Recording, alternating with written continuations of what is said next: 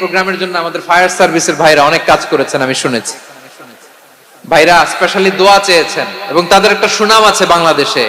জীবনের ঝুঁকি নিয়ে ফায়ার সার্ভিস বাহিনী তারা বিপন্ন মানবতাকে রক্ষা করে, ঠিক কিনা বলেন?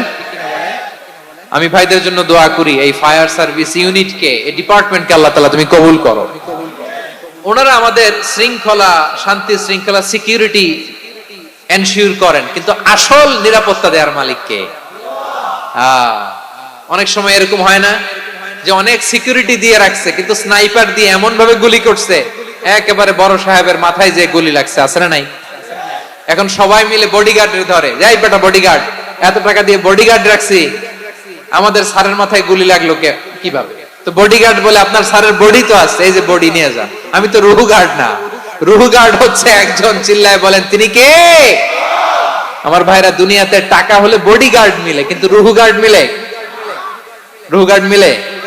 যে আমি 10 লক্ষ টাকা দিব, রুহু গার্ড লাগবে, আমার রুহু কেউ চিনে নিতে পারবে না, এরকম পাওয়া যায়? কি পাওয়া যায়?